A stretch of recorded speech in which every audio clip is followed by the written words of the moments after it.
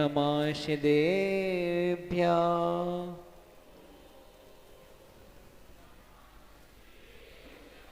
ॐ नमः शिदेभ्यः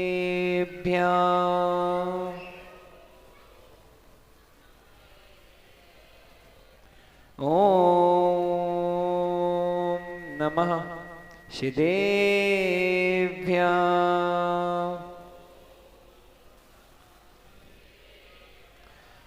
नमः शमय साराय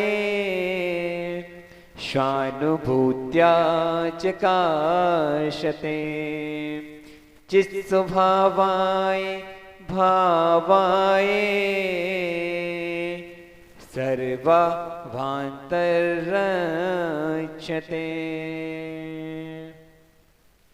महावीर सी चर्या जिनकी कुंद कुंद सा है चिंतन सुमंत भद्र सा न्याय है जिसमें अकेलंक से कर प्रवचन विमल सिंधुषी करुणा जिनमें ब्रागिस गर्जी सा अनुशासन ऐसे गुरु विशुद्ध सागर जी को बार बार मेरा वंदन ऐसे गुरु विशुद्ध सागर जी को बार बार मेरा वंदन ऐसे गुरु विशुद्ध सागर जी को बार बार मेरा वंदन। बोली मूलनायक पार्श्वनाथ भगवान की, चिंतमणि पार्श्वनाथ भगवान मूलनायक चंदाप्रभु भगवान की, 1008 श्री मुनि सोबृतनाथ भगवान की, चर्या सोमनी आचार्य गुरु विशुद्ध सागर जी महामुनि राज की, इटावा नगर गौरव आचार्य भुवन गुरुवर प्रमुख सागर जी महामुनि राज की, 3 का 9 कोटि महामुनि राजों की,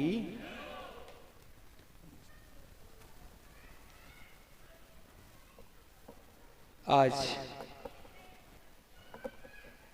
10 लक्षण महापर्व का प्रथम दिन और सर्वप्रथम अपन को ये समझना है कि आज कौन सा दिन है? क्षमा का दिन है ना। आज उत्तम क्षमा का दिन है। क्षमा किस उत्तम क्षमा क्या है? उत्तम और क्षमा। उत्तम तो एक वस्तु है कि चीजें की जो उत्तम कार्य होता है वो उत्तम है, और क्षमा क्या है? जो अपने अंदर किए गए गलतियां, कौन सी गलतियां की गई? जो अपन ने किसी का दिल दुखाया है, ऐसी गलती नहीं कि जो अपन ने ना की हो, जो बोलते ना नॉर्मल में हमें क्षमा कर दो। क्षमा क्या है? क्षमा वो है जिससे बैर भाव है।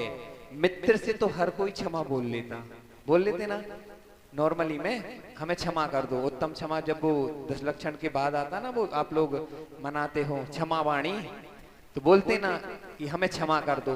कभी आपने उनसे बोला है जिससे आपको राग द्वेष था? बोला है कभी? कि जिससे अपनी लड़ाई हुई थी, जिससे अपने बैर था, बोला है कभी उनसे? नहीं बोला। क्यों नहीं बोला? क्योंकि मान बैठा हुआ है अपने अंदर कि हम छोटे हो जाएंगे ना छोटे? क्षमा बोलने से छोटे हो जाएंगे कि बड़े होंगे? ये बताओ। क्या? हाँ, वो अंदर से क्षमा निकलनी चाहिए। क्षमा अंदर से निकलनी चाहिए कि हाँ, मैं इस व्यक्ति को क्षमा करता हूं, तभी वो क्षमा सार्थक है। नहीं तो आप बोलते रहोगे जिससे आपका राग द्वेष है, द्वेष के परिणाम है। जिसने जो अपन ने गलती की है, भले सामने वाले की गलती हो, भले उसकी गलती हो, लेकिन हमें पता है उसकी गलती है, लेकिन फिर भी आप क्षमा कर देना। क्योंकि कितने महीनों तक माताओं, कितने महीनों तक अगर बैर रखा रहेगा तो क्या करना होगा? 6 महीने तक बैर बंधा रहेगा तो क्या होगा? पता है आप लोगों को? अरे वाह, बहुत होशियार है यहाँ के लोग तो। देखो पता भी है कि अगर 6 महीने तक बैर बंधा रहा तो नरक त्रयंचायु का बंद होगा नियम से, परंतु फिर भी क्या करते, पता है, सब पता है लेकिन पता नहीं है, पता सब है लेकिन पता नहीं है। तो आचार्य भगवान ने उत्तम क्षमा धर्म के बारे में कहा है कि ऐसे कार्य जो परवराज पर्यूषण में बेदिन, जिन दिनों में ऐसे कार्य होते हैं अथवा किए जाते हैं जिनमें हमारी आत्मा पवित्र हो, बेदिन पर्व के दिन हैं। आचार्य भगवान ने मुख्यता पर्व के 2 भेद बताए हैं, एक शाश्वत पर्व और एक नैमित्तिक पर्व। शाश्वत पर्व किसे कहते हैं, जैसे दशलक्षण है, अष्टांग का पर्व है, और नैमित्तिक पर्व जो किसी निमित्त से पर्व बनाए गए हैं। जैसे 700 मुनि राजों पर उपसर्ग हुआ था तो रक्षाबंधन पर वो नैमित्तिक पर्व हुआ।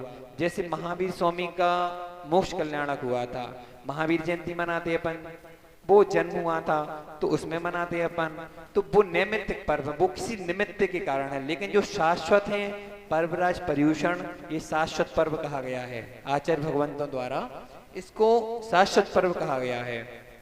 और पर्यूषण पर्व शाश्वत है, इस पर्व का प्रारंभ कभी नहीं हुआ, इसका अंत भी नहीं है। हमने आज बताया था अनंत, बताया था ना, जो अनंत, इसकी कोई गिनती नहीं, सीमा नहीं है, अनंत अनंत। दोपहर की क्लास में हम समझाया था अनंत का, जिसका कोई प्रारंभ भी नहीं है और जिसका कोई अंत भी नहीं है, वो अनंत है। तो ऐसा यह अपना पर्व पर्यूषण पर्व साल में कितनी बार आता, 3 बार आता, और मनाते कितनी बार हो, 1 बार। क्यों, 2 बार पुण्य नहीं लगता, और 3 बार आता है तो 3 बार मनाना चाहिए। वैसे तो मनाना चाहिए कि नहीं मनाना चाहिए, लेकिन इसमें क्यों मनाते, क्योंकि बोलते हैं, हम नहीं बोल रहे, लोग बोलते हैं कि इस टाइम बनिया लोग फ्री रहते हैं, इस टाइम बनिया लोग फ्री रहते हैं, इसलिए इस बार इस पर्व को मनाते हैं। ऐसा नहीं है कि जब पुण्य नहीं लगेगा, पुण्य तब भी लगेगा जब वो 3 बार आते हैं, 2 बार और मनाओगे तो भी पुण्य लगेगा, आज मना रहे वो भी पुण्य लगेगा। लेकिन क्योंकि अभी उस टाइम पे फ्री नहीं रहते भैया जी, इसलिए नहीं मना पाते, ध्यान ही नहीं रहता। कई बार तो निकल भी जाते होंगे तो पता भी नहीं चलता कि पर्व निकल गए, होता ना, अष्टांग का भी निकल जाती, वो भी पता नहीं चलती। ठीक है, जितना हो रहा उतना करो, लेकिन करो, ऐसा नहीं है भादों के बधाइयों नहीं बनना है। क्या बोलते हैं, भादों के बधैया नहीं बनना है अपन को, कि भाद पद आए और दशलक्षण पर्व लगे तो अपन भक्ति दिखाने लगे। और भक्ति कैसी दिखा रहे, 10 दिन के लिए अपन अभिषेक करने आए, और उसमें भी क्रोध मान माया लोभ सब पूरे भगवान के सामने। क्यों तुमने ऐसा यहाँ अभिषेक क्यों नहीं करने दिया, हमें यहाँ करना था। जो आपके यहाँ विराजमान है, यहाँ की बात नहीं कर रहे, देखो भैया बुरा नहीं मानना, और बुरा लगे तो क्षमा करना, ठीक है, यहाँ की बात नहीं, ये हर जगह की बात है। जो अपन जिस चीज के लिए छोड़ने के लिए आए हैं, जिस चीज को छोड़ने के लिए आते हैं, और वही यहाँ ग्रहण करते हैं। हमने सुबह भी बोला था, दोपहर में भी बोला था, अभी फिर बोल रहे हैं कि भैया ध्यान रखो आप लोग कि अन्य क्षेत्र में किया गया हुआ पाप, अन्य क्षेत्र में किया हुआ पाप यहाँ धुल सकता है, लेकिन जो यहाँ आप पाप करोगे, जो राग देश क्रोध मान माया लोभ करोगे, जो 3 लोग के नाथ के सामने, भैया क्या कर रहे हो आप, क्या करने के लिए आए थे, क्या बांध के ले जाओगे, पुण्य मिलेगा क्या इससे, नहीं मिलेगा ना। बहुत सोच समझ के आना, बहुत निर्मल परिणाम से आना। किसी ने अभिषेक नहीं करने दिया, आप दूर से बैठ के अभिषेक देख लेना, देखने में भी आपको वो पुण्य मिलेगा अगर आपके भाव पवित्र हैं तो। विश्वास मानो, आपको देखने में भी वो पुण्य मिलेगा जो आपको करने में नहीं मिलेगा। अगर आप राग द्वेष क्रोध मान माया लोभ के साथ वो श्री जी के ऊपर जबरदस्ती जलधारा डाल भी रोगे, व्यवस्थित तरीके से नहीं करोगे ना, तो पाप लगेगा। विश्वास मानना, ये मैं नहीं कह रहा हूं, आप पूछ लेना, आचार्य भगवान से पूछ लेना क्योंकि आगम के विपरीत आचार्य श्री ने व्यवस्थित बोला है हमेशा कि आगम के विपरीत कोई भी शब्द आचार्य ने एक एक शिष्य को, एक एक भक्त को सिखाया है कि कभी आगम के विपरीत नहीं बोलना। और कभी भी अपने नगर में साधु आए, हम लोगों को आचार्य श्री ने यही सिखाया है कि बेटा 3 का 9 कोटि महामुनि राज आपके गुरु हैं। गुरु एक हो सकता है, गुरु एक हो सकता है। गुरु हमारे आचार्य भगवान विश्वसागर जी हैं, लेकिन हम 3 कम 9 कोटि महामुनि राजों को, चाहे वो आचार्य विद्यासागर जी हो, चाहे वो आचार्य विराग सागर जी हो, चाहे वो आचार्य भगवान प्रमुख सागर जी हो, कोई भी हो, हमें सब एक से, क्योंकि वो मुनिराज हैं। अपन को क्या देखना है? पिच्छी कमंडलधारी देखना है। ये नहीं देखना कि ये किस संग के हैं, ये नहीं देखना। कभी भी हो माताओं, आप लोग आप तो विश्वास मानना, चौका लगाना, आप चौके में आहार देने जाना, चौका नहीं लगा पाओ चौके में आहार देना जाना, और आहार भी नहीं दे पाओ तो उनके यहाँ काम करने चले जाना, नहीं लगा पाओ तो आप अंदर नहीं जा पाओ तो बाहर झाड़ू लगा देना, तो भी आपको पुण्य मिलेगा। बाहर झाड़ू भी लगा दोगे ना, उसके यहाँ चौका लगा है, आपने बाहर झाड़ू भी लगा देना, तो भी आपको पुण्य मिलेगा। ऐसे ही आप लोग करना। कोई भी साधु आए, विहार करवाना, उनकी क्रिया करवाना, उनकी जो चर्या है उसका पालन करवाना, विश्वास मानना, आपको वो पुण्य मिलेगा जो एक आहार देने वालों को पुण्य मिलता है। वो उनकी चर्या करवाने के लिए, जो चर्या करवाते हैं ना अपन की, यहाँ से वहां विहार करवाया और शौच के लिए ले गए, उनको किसी भी चर्या में उनकी निर्विघ्नता से अपन ने संपन्न करवाई, तो वो ही पुण्य मिलता है जो उनको आहार दान देने से मिलता है। और सर्वश्रेष्ठ अपने में आहार दान को ही कहा गया है, वो करना है। ये नहीं कि बस चर्या करवा दी, भैया जी ने बोला था कि चर्या करवा देना और पुण्य तो वही मिलेगा, लेकिन बोलने का शब्द है, अपेक्षा दृष्टि से देखा जाता है, हर जगह अपेक्षा लगाई जाती है। अगर वो नहीं कर पा रहे तो अपन को ये करना है। ऐसा नहीं है कि अपन ने वो बोल दिया तो नहीं, ये नहीं करना, करना अपन को सब है। आज उत्तम क्षमा का दिन। क्षमा, उत्तम क्षमा 2 शब्दों से मिलकर बना है, उत्तम और क्षमा। क्षमा का सामान्य अर्थ क्षमा होता है, और चूंकि उत्तम विशेष विद्यमान है, अतः ऐसी क्षमा जो धारण करने से मोक्ष मार्ग को प्रशस्त हो, ऐसी क्षमा जो उत्तम सुख को कराए, उसे क्षमा कहते हैं। जो उत्तम सुख को, उत्तम सुख कहाँ मिलेगा आपको? मिल जाएगा, आपको घर पे मिल जाता होगा। यहाँ तो इटावा वालों को तो घर पे मिल जाता है ना, मिलता है? नहीं मिलता? अगर नहीं मिलता होता, विश्वास मानो, तो आप यहाँ नहीं बैठे होते। अगर आपको सुख आभास भी ना होता तो आप यहाँ नहीं बैठे होते, किसी संग में होते।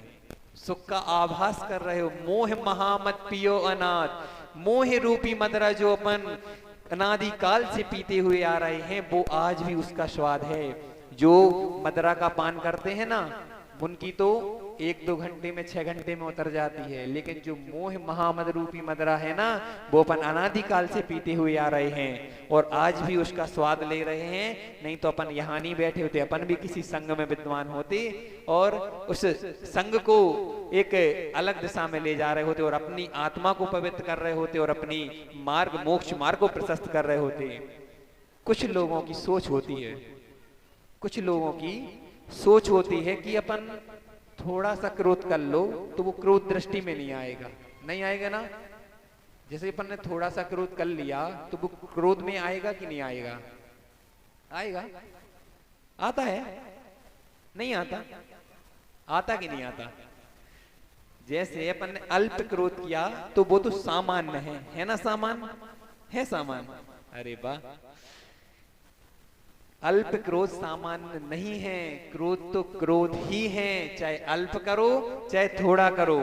क्योंकि जो क्रोधी लोग होते हैं, चिंगारी, चिंगारी समझते ना, छोटी सी चिंगारी पूरे नगर को ध्वस्त कर देते हैं, पूरे जंगल को ध्वस्त कर देते हैं। चाहे वो चिंगारी छोटी हो चाहे वो बड़ी हो, चिंगारी तो चिंगारी है। ऐसे ही क्रोध चाहे छोटा हो चाहे क्रोध सामान्य हो, क्रोध तो क्रोध ही है। आप विश्वास मानना, पाप आपको क्रोध का उतना ही लगेगा जितना आप चाहे अल्प करो चाहे पूर्ण करो, आपको पाप उतना ही लगेगा। क्रोध नहीं करना, क्षमा को धारण करना है। मंदिर जी में विशेष तौर पे, घर पे तो हम समझते हैं कि होता है, लेकिन वहां भी समता को धारण करोगे तो आपका मोक्ष मार्ग प्रशस्त होगा। हमने बताया था ना कि भरत चक्रवर्ती को अपन देखते हैं कैसी उनमें विरक्ति थी, सब कुछ होने के बाद भी वो अपने आप को समझते थे कि मेरे पास कुछ नहीं है, सब कुछ था, कोई कमी नहीं थी। ऐसा नहीं है, लोग बोलते हैं कि महाराज जो साधु बन रहे हैं ना उनके यहाँ खाने को नहीं है, लोगों की दृष्टि हो गई आजकल, लेकिन ऐसा नहीं है। जो चक्रवर्ती की संपदा, आप समझते हो कितनी चक्रवर्ती की संपदा होती है? 96,000 रानी, 84 लाख घोड़े, हाथी, क्या क्या मुकुटबद्ध राजा लाइन लगाए खड़े हुए। और आपके यहाँ कितने घोड़े हैं, कितने हाथी हैं आप लोगों के यहाँ? कितने? 84 लाख हैं, 84,000, 84,100, 84, 4, 8, एक भी नहीं है। आपके यहाँ तो गधा भी नहीं है। गधा है क्या आपके यहाँ? गधा भी नहीं है, फिर भी आप क्या सोच रहे हो, कहाँ मोह में पड़े हुए हो? और उनके यहाँ 84,000 घोड़े थे, हाथी थे, सब थे, और आपके द्वारे पर तो एक गधा भी नहीं रेंगता, तो भी अपन मोह महामत पियो नाथ, मोह रूपी मदरा को पिए हुए हैं, लगे हुए हैं कि ये हमारा, ये हमारा, ये हमारा। क्या आपका है कुछ? ले जाओगे आप लोग? नहीं ले जाओगे ना, तो थोड़ा सोचो समझो, देखो जानो जाने दो। आचार्य भगवान का सूत्र है कि देखो जानो जाने दो। देख लिया अब तो संसार देख लिया कैसा है, देख लिया, फिर भी अब तो जाने दो, अभी भी जाने दो, अभी भी मौका है। आचार्य भगवान दीक्षा दे देंगे, अभी भी मौका है। और भव्य बंधुओं, क्रोध वह अग्नि का गोला है, क्रोध वह अग्नि का गोला है जो अपन दूसरे के ऊपर फेंकोगे तो सबसे पहले आपका ही हाथ जलेगा। आप क्रोध रूपी अग्नि का गोला, कोई जो अग्नि में जलता हुआ गोला आप लेओगे और किसी को मारोगे तो सबसे पहले क्या होगा? उसको वो जलेगा कि आप जलोगे? पहले कौन जलेगा? पहले तो अपन का हाथ ही जलेगा ना। इसलिए क्रोध वह अग्नि है का गोला है कि जो पहले स्वयं को जलाएगा, फिर बाद में दूसरे को तो जलाएगा ही। इसलिए न पर का घात हो, न दूसरे का घात हो, स्वाघात भी नहीं हो और परघात भी नहीं हो। ऐसा क्रोध से आप लोग दूर रहना। भगवती आराधना में आचार्य भगवान शिवकोटि महामुनि राज उत्तम क्षमा का वर्णन करते हुए मुनि की किस प्रकार उपसर्गों को सहन करते हैं, मुनिराज कैसे उपसर्गों को सहन करते हैं, कैसे उस क्षमा को धारण करते हैं। यदि किसी दुष्ट ने, कोई रहते हैं अति अति अति अति वाले ऐसे जीव जो मुनिराजों को भी नहीं छोड़ते, उनको भी दुष्वचन कहते हैं, उनको भी गालियां देते हैं ना। पर मुनिराज क्या सोचते हैं? वो ये नहीं सोचते कि आपने हमें गाली दी, वो ये सोचते हैं, हमने सुबह भी बताया था कि जैसे आपको किसी ने गाली दी, आपने हमें गाली दी, तो अगर हम नहीं लेंगे गाली, आपने हमें गाली दी और हमने आपसे गाली नहीं ली, तो वो गाली किसके पास रहेंगी? किसके पास रहेंगी? स्वयं के पास रहेंगी ना, रहेंगी। तो आप लोग क्यों क्रोध करते कि उनने हमें गाली दी थी, उनने हमें ऐसा कहा था? अरे भैया लियो नहीं, लियो ही नहीं, बात खत्म। तुम अपना जानो, हम अपना जानेंगे, हमें तुम्हारी चीज चाहिए नहीं। जैसे कोई वस्तु किसी ने दी, अपन को पसंद नहीं है, भैया आप रख लो, हमें नहीं चाहिए। मन में सोच लेना आप लोग, तो आज से एक नियम कर लो, कायो शर कर लो कि हम, कोई हमें गाली देगा, कोई हमें अपशब्द भी करेगा, कोई बुरा भी करेगा, कोई बुरा भी बोलेगा, तो हम उसकी बात को ग्रहण नहीं करेंगे। तुम अपना जानो, हम अपना जानते हैं। अपना लोटा छानो, बोलते हैं ना, बुंदेलखंड में बोलते हैं, अपना लोटा छानो, तुम अपना जानो। अपना पानी छान लिया, हमने पानी शुद्ध पी रहे, अब आप अपना जानो। क्योंकि अगर हम उसके लोटे का पानी छनवाएंगे तो अपना अनछना हो जाएगा। दूसरे का लोटा मत देखो, दूसरे का पानी मत छनवाओ, छनवाना है तो अपना पानी छानो और उस क्षमा रूपी धर्म को धारण करो, उस क्षमा को धारण करो। और कहते हैं आपने जगत में कुंडलियां दिखाई हैं, कुंडली दिखाते हैं ना, जब शादियां होती हैं कुंडली दिखाते हैं। अनंत पर्याय में एक बार धर्म से कुंडली मिला लेना। वैसे तो कुंडली कई बार मिलाई है, लेकिन एक बार धर्म से कुंडली मिला लेना। आज पंचम काल है, यहाँ आना महिमा चल रही है। ज्ञानियों, सबसे बड़ा काल सर्प योग है। सबसे बड़ा क्या है? काल सर्प योग। कहा जाता है नहीं है, कहा जाता है यदि तुम उसको टाल सकते हो तो हे ज्ञानी तुम्हारा काल्प योग टल जाएगा। कैसे टल जाएगा? काल सर्प योग कुछ होता नहीं है। जैन धर्म के अनुसार बोल रहा हूं मैं, जैन धर्म के अनुसार काल सर्प योग है क्या, उसको जानो। तुम्हारा काल सर्प योग भी टल जाएगा। कैसे टल जाएगा? कसाय अधिक, कसाय से अधिक कुछ भी काला नहीं है। क्रोध, मान, माया और लोभ, ये ही काल सर्प योग है ना। अगर आप क्रोध नहीं करोगे, किसी को कुछ करोगे नहीं, लड़ाई हो झगड़े होते ना, कोर्ट कचहरी में जाते हैं। भैया वकील साहब है हमारे, क्यों भैया? वो कहाँ गए भैया? हाँ वो बैठे भैया। तो क्यों वकील साहब जाते हैं ना, सबसे ज्यादा लड़ाई झगड़े वो किसके कारण? क्रोध कसाय के कारण जाते हैं ना। अगर वो ही काल सर्प, अब लोग बोलते कि भैया हमारे यहाँ तो काल सर्प योग चल रहा, क्यों चल रहा? क्योंकि कोर्ट कचहरी का चक्कर है। वो कोर्ट कचहरी का चक्कर वो काल सर्प योग नहीं है, वो क्रोध कसाय रूपी काल सर्प योग है। अगर क्रोध ना करते तो आपका झगड़ा ना होता, और झगड़ा ना होता तो आपको कोर्ट कचहरी के चक्कर ना लगाने पड़ते। इसलिए काल सर्प योग कुछ नहीं होता। आप क्रोध, मान, माया, लोभ रूपी काल सर्प योग छोड़ दो, एक चार कसाएं छोड़ दो, तो आपका काल सर्प योग टल जाएगा। हे अग्नि, हे अग्नि, तू तो तन को ही जला पाएगी, परंतु हे क्रोध, अग्नि तो मात्र तन को जलाती है, परंतु क्रोध अग्नि तू तो मेरे चेतन को भस्म करती है। क्रोध रूपी अग्नि अपने चेतन को भस्म कर रही है।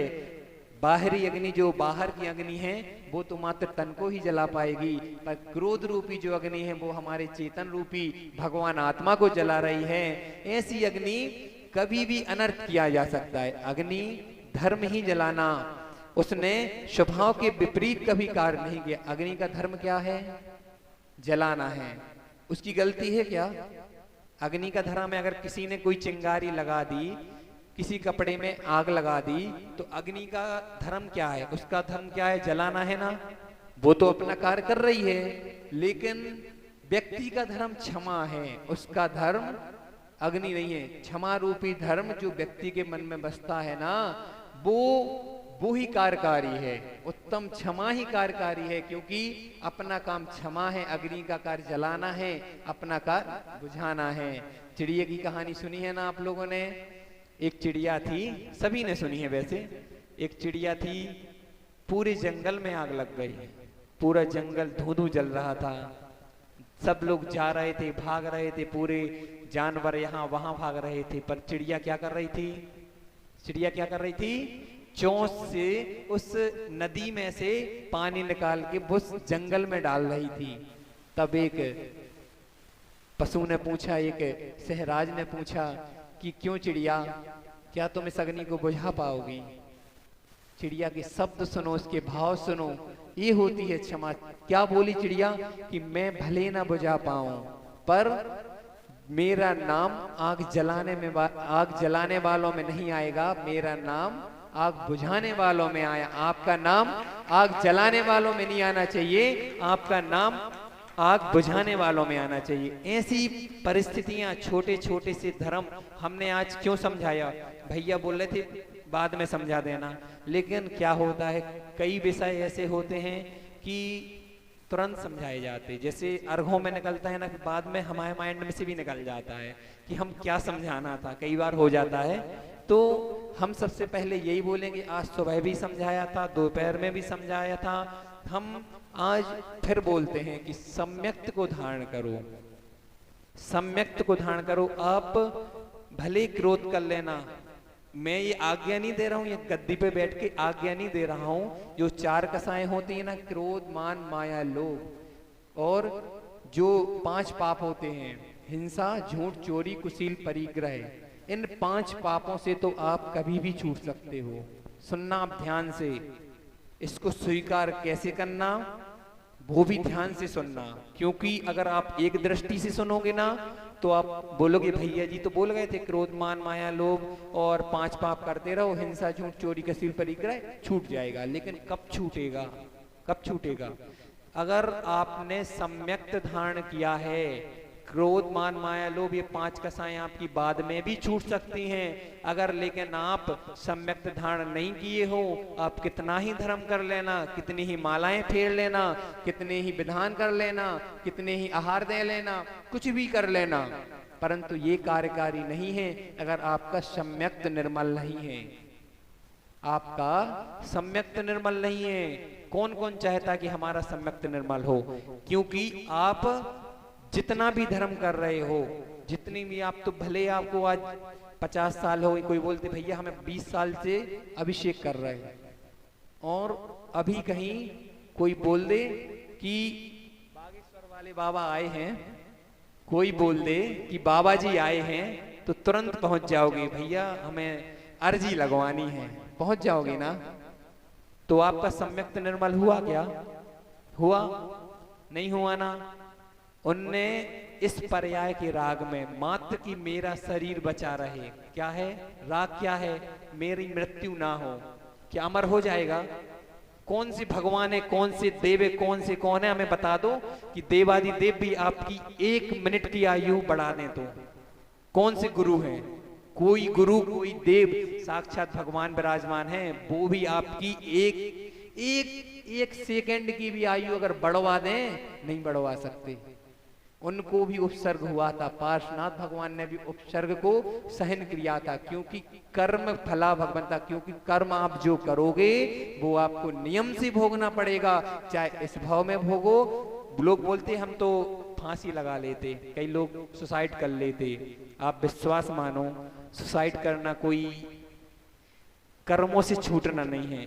आप इस पर्याय में छूट जाओगे, लेकिन जो आने वाली पर्याय हैं, तो जो आपके कर्म पहले से बंधे थे वो तो बंधे हैं ही, और जो आपने सुसाइड किया ना, उसका कर्म अलग से बन गया कि नहीं बन गया? वो नहीं छूटेगा। आप तो विश्वास मानो, कभी नहीं छूट सकता, ना कोई देव ना कोई शास्त्र। हाँ, अपने निर्मल परिणाम ही आपको उन कर्मों से छुड़ा सकते हैं, और कोई छुड़ाने वाला नहीं है। और कर्म भी और पुरुषार्थ कब होंगे?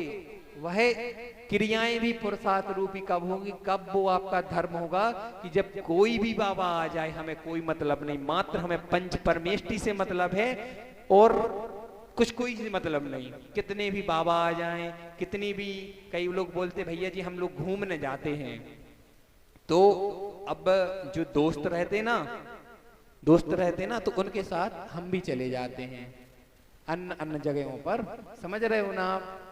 हम बोलना नहीं चाहते क्योंकि सही रहता उसमें, हो सकता बाहर आवाज जा रही हो, तो कई जगह अपन साथ में चले जाते, पर अपन अपने जिन धर्म में मात्र जो जिनेंद्र भगवान द्वारा कहे हुए वचन है, मात्र उसमें पंच परमेष्टि को ही नमस्कार किया गया है, अन्य किसी को भी नमस्कार नहीं किया। कोई भी कितना भी बड़ा बाबा हो, चाहे कितना भी बड़ा देव हो, कोई भी देव आ जाए, आप बिल्कुल नहीं डरना। पहली बात तो देव अपना भोग छोड़ के यहाँ आएंगे कहाँ? आप लोग समझो तो क्या है, आप वो उनको अमृत भूख ही नहीं लगती, उनको अमृत भूख लगी भी 6 महीने में, सालों में भूख लगी तो उनको अमृत झर गया।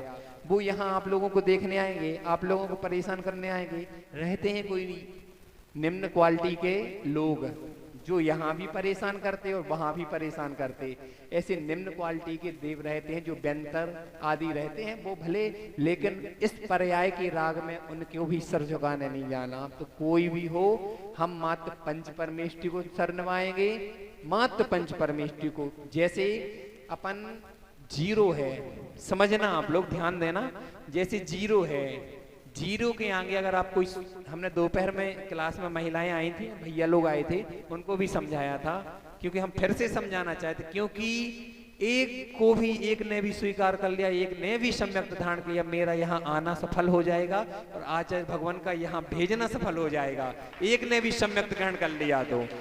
तो जो जीरो है ना, जीरो के आगे आप जैसे कोई संख्या लगाओगे, तो आप आगे साइड लगाओगे, पीछे साइड लगाओगे? जीरो के आगे साइड आप संख्या लगाओगे कि पीछे साइड लगाओगे? आगे साइड, आगे। अभी तक आप पीछे ही लगाते आ रहे हैं, अभी तक क्या करते आ रहे, पीछे लगाते आ रहे। अगर आपका सम्यक्त निर्मल है और वह जिनेन्द्र देव पर दृढ़ सिद्धांत है कि ये देवादिदेव हैं और इनके अलावा हमारा कोई देव है ही नहीं, तो आपका वो जो जीरो के आगे लगेगा। और नहीं तो अभी तक तो आप पीछे लगाते यार, सिर यहाँ भी पटक रहे हो और वहां भी पटक रहे हो, मात्र सिर ही पटक रहे हो, श्रद्धा के साथ नमस्कार नहीं कर रहे हो। और जिस दिन आपने एक सोचो कैसे उन मानतंग आचार्य, भगवान मानतंग आचार्य जी ने, आप लोग भक्तंबर कितने बार पढ़ते दिन में? एक बार पढ़ते ना? पढ़ते हो? कितनी साल हो गई माताओं, कितने साल हो गई हैं? बचपन से। अच्छा, कितने ताले टूटे आपके? कितने टूटे? टूट गए थे? नहीं टूटे? क्यों नहीं टूटे? उसका कारण क्या है? हैं? ताली बंद नहीं थी। देखो भैया ने कितना अच्छा दिमाग लगाया, बहुत बढ़िया, जोरदार तालियां। देखो श्रद्धा के साथ किया गया हुआ एक बार नमस्कार। देखो अपन कई बार देखते हैं, हम लोग बिहार में रहते हैं ना, तो एक अजैन व्यक्ति भी जो नमस्कार करता है वो अपन हजारों बार सिर टेक लें। सुनना आप लोग, हजारों बार अपन सिर टेक लें, और अगर उसने एक बार श्रद्धा के साथ नमस्कार कर दिया तो उससे अच्छा अपन से अच्छा उसका नमस्कार है, क्योंकि उसने श्रद्धा के साथ किया। कई बार लोग अष्टांग नमस्कार करते हैं और अपन जैन समाज के, भैया हमारा कुर्ता मैला हो जाएगा। क्या हो जाएगा? कुर्ता गंदा हो जाएगा, अभी साफ करना पड़ेगा भगवान के सामने, गुरु के सामने। पर वो किसान, वो अजैन बंधु, वो कभी नहीं सोचता अरे ये तो हमारे जैनियों के बाबा हैं बाबा। वो सच्चे उस सम्यक्त तो नहीं बोलना चाहिए, लेकिन सच्ची श्रद्धा के साथ वो नमस्कार करता है ना। आप लोगों ने भी देखा होगा, ऐसी श्रद्धा होनी चाहिए। वो श्रद्धा आपकी रहेगी तो सिर पटकना आपका सार्थक हो जाएगा। नहीं तो पढ़ते रहो आप तो खूब भक्तांबर पढ़ना, खूब सब करना, परंतु सार्थक नहीं है। इसलिए ताले भी टूटेंगे ताले, विश्वास मानो टूटेंगे, लेकिन श्रद्धा के साथ करो ताले अवश्य टूटेंगे। क्योंकि जो श्रद्धा के साथ नमस्कार करता है भगवान, उसको पिंडी फट गई थी, सोचो पिंडी फटी थी ना। सुमंत भद्राचार्य ने मात्र एक बार नमस्कार किया था, वो पिंडी नमस्कार को सहन नहीं कर, क्योंकि वो तीन लोक के नाथ के सच्चे भक्त थे। वो कोई ऐसे ऐरा गैरा नत्थु खैरा के भक्त नहीं थे, वो तीन लोक के नाथ के भक्त थे। जैसे पावरफुल व्यक्ति रहता ना, उसको झुकाने के लिए बहुत कुछ चाहिए पड़ता, ऐसी वो पावरफुल थे, उनकी पावर थी। जब उन्होंने नमस्कार किया तो पिंडी फट गई। सुमंत भद्राचार्य ने और चंद्रप्रभु भगवान की वह प्रतिमा प्रकट हो गई। धन्नो ऐसी नमस्कार, ऐसा नमस्कार आपका होना चाहिए, ऐसी सम्यक्त आपके अंदर होना चाहिए, ऐसे उन परिणाम आपके होने चाहिए, ऐसी मंगल भावना के साथ आपको नमस्कार करना है। कहाँ थे? सम्यक्त पर थे। सम्यक्त पर थे कि सम्यक्त के साथ आपका किया गया हुआ धर्म जो आगे आपके अंक लगाएगा ना, तभी आपका सार्थक है। अंक तभी बनेंगे, जीरो की कीमत तभी है जब उसके आगे अंक हैं। आप पीछे कितने भी अंक लगा देना, 1 2 3 4 5 6 कितने भी अंक लगा देना, अगर उसके आगे जीरो के आगे कोई संख्या नहीं है,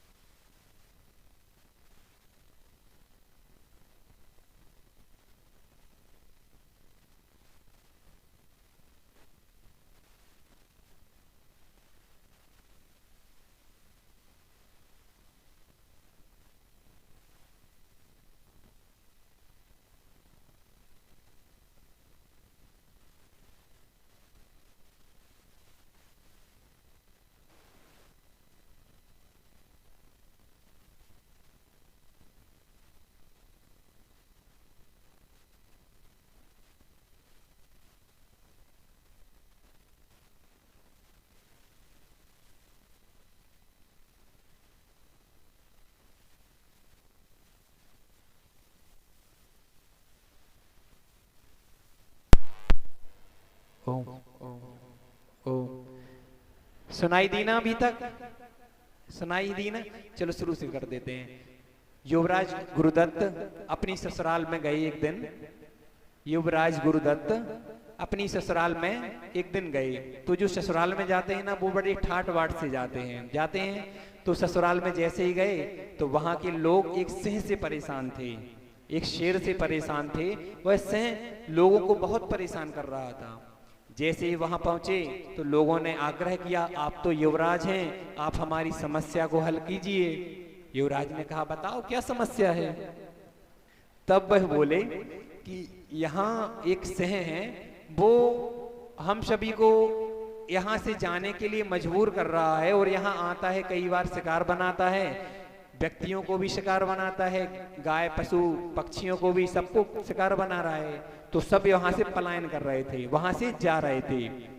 युवराज ने क्या किया, वह सिंह एक दिन गुफा में था, गुफा में बैठा हुआ था, और युवराज गए और युवराज ने क्या किया, उन कंडे होते ना, गोबर के कंडे,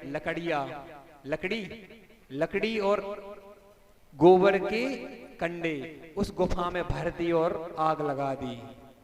क्या कर दी, आग लगा दी। और वह सिंह धू धू कर जलने लगा। वह मृत्यु को, वह संक्लेशित परिणाम, उसके परिणाम कैसे हो गए, संक्लेशित हो गए, क्योंकि जो उसकी मृत्यु हुई वो जलकर हुई और वह मर गया। तो वह एक कपिल ब्राह्मण नाम का, जहां पर उनकी ससुराल थी, युवराज की ससुराल थी, तो वहां उनका जन्म हुआ। जो सिंह की पर्याय में था वह कपिल ब्राह्मण बन गया, एक किसान बन गया। और यहाँ गुरुदत्त स्वामी को बैराग हो गया। युवराज थे, युवराज से बैराग हो गया। बैराग पद पर जा रहे थे विहार करते कहते हुए, हस्तिनापुर नगरी से वह विहार करते करते सेंधपा द्रोणगिरी पहुंचे। द्रोणगिरी बुंदेलखंड में क्षेत्र है द्रोणगिरी, वहां पे आज भी वह गुफा है, वह गुफा आज भी है। तो जो लोग गए होंगे देखा होगा उनने, गुफा है वहां पे।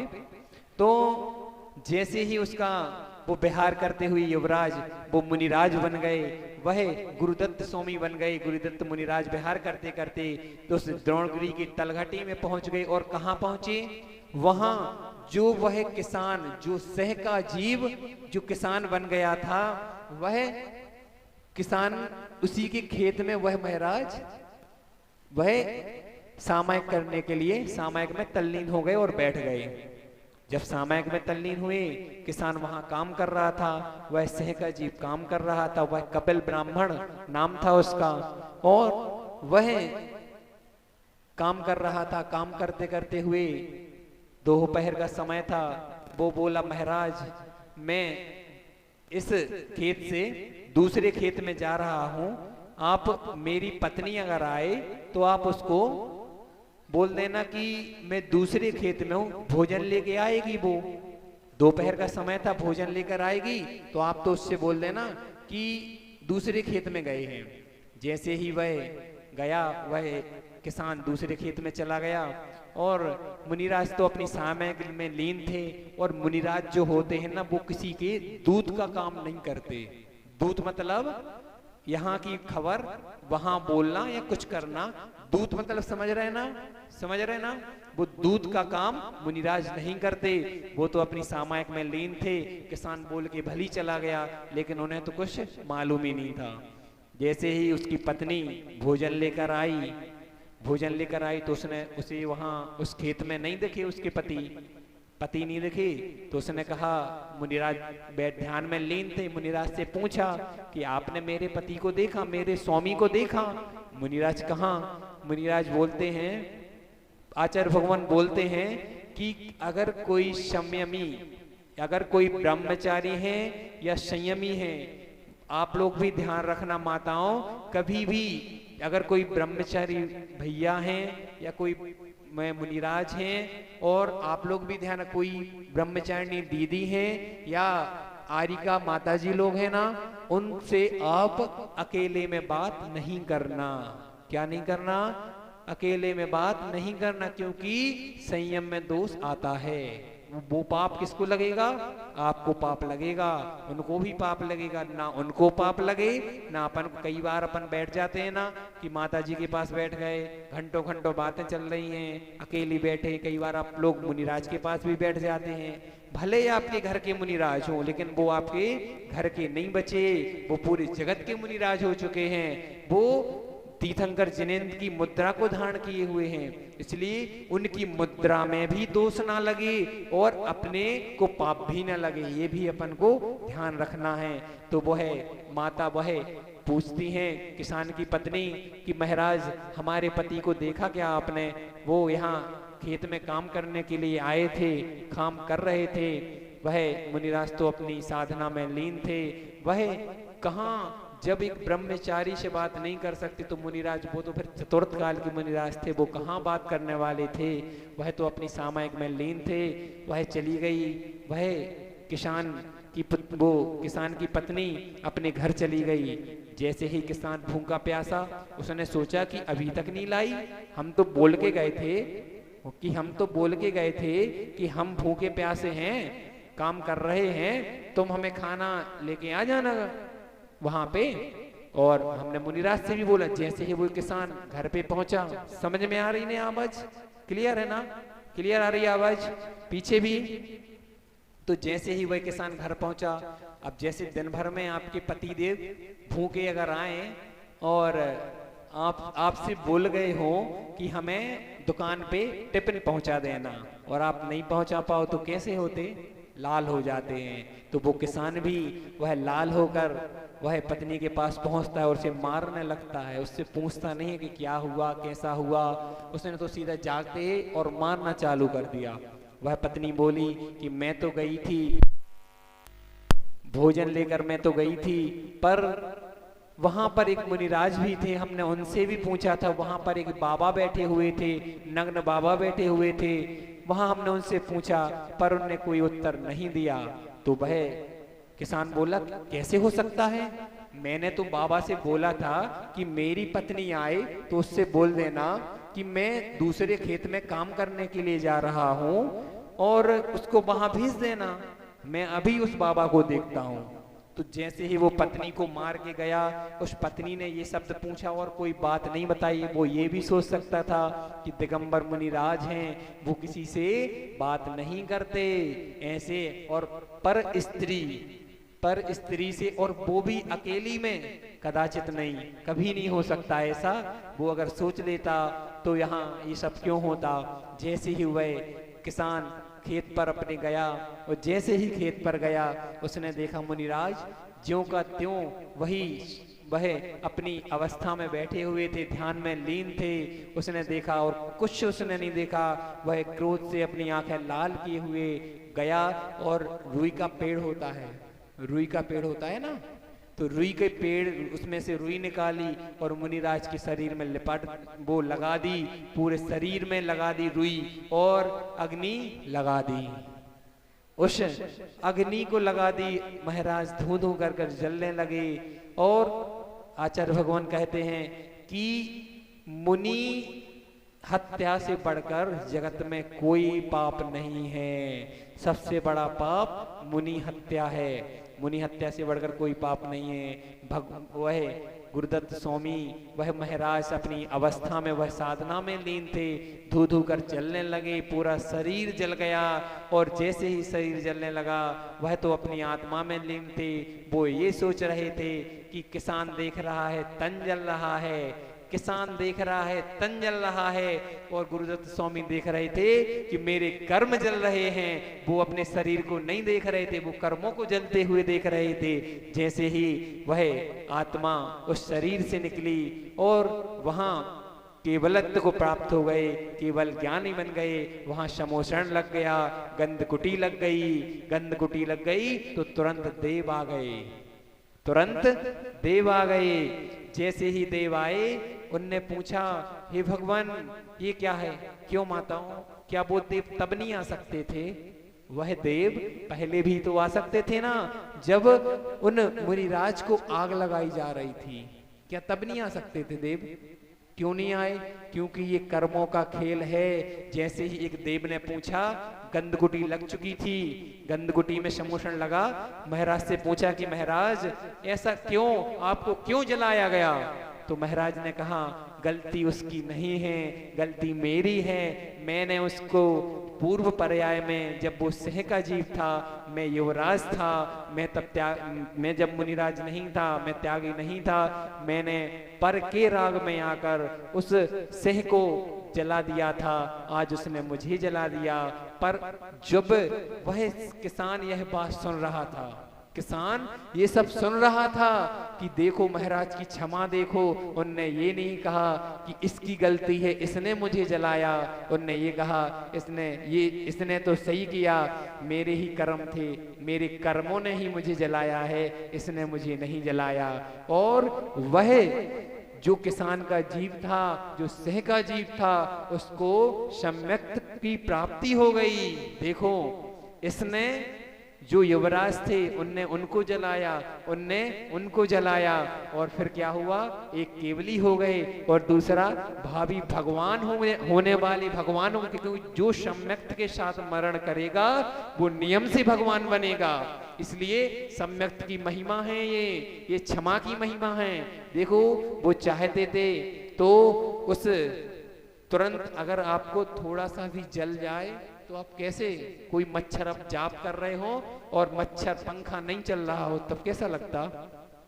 सहन कर लेते आप लोग? नहीं कर पाते ना।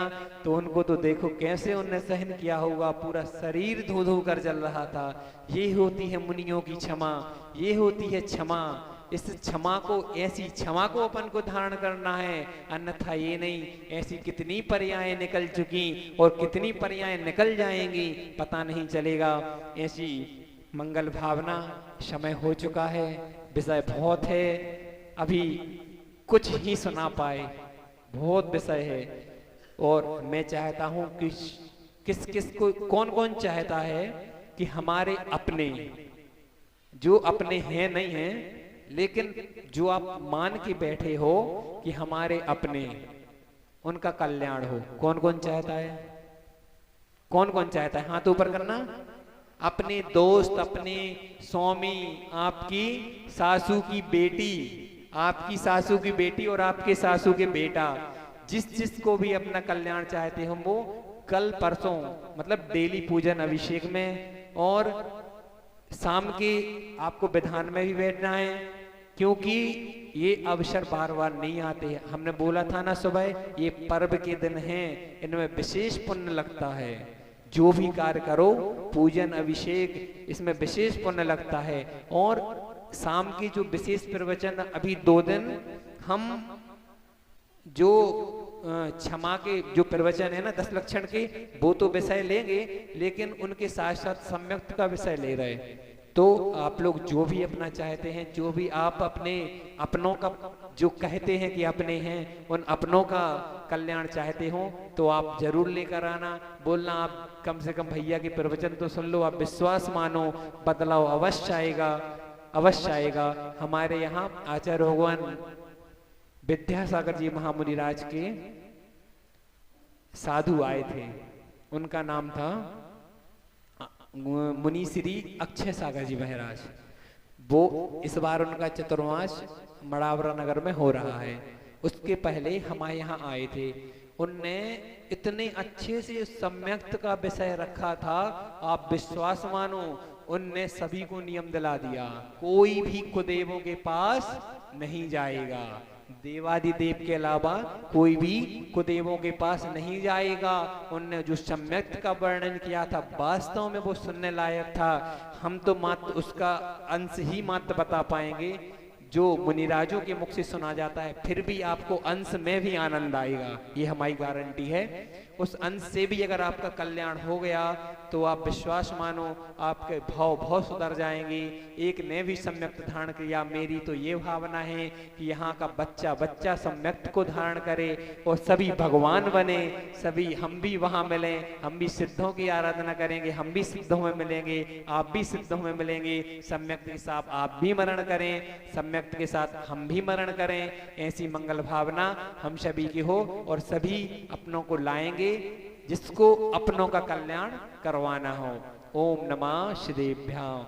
आत्मा शुभावम परिभाव भिन्नम, आत्मा शुभावम परिभाव भिन्नम। आत्मा का स्वभाव पर्याय से अत्यंत भिन्न है। बोले महावीर स्वामी की जय।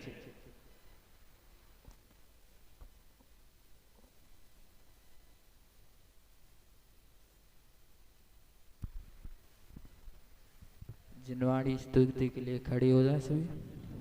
जावाणी के ज्ञान ते सूझे लोकालोक, सोवाणी मस्तक नमो सदा देवी हो लोक। हे जिनवाणी भारती माँ तो ही जपो दिल रैन, जो तेरो शरणाग है सो पावे सुख चैन। देवी वजू अरिहंत को गुरु सेवा निर्ग्रंथ, दया धर्म पालो सदा यही मोक्ष का बंध। धर्म करत संसार सुखी धर्म करत निर्वाण, धर्म पंथ साधे विना नर त्रियंच समान। कायु स्वर्ग करो में हम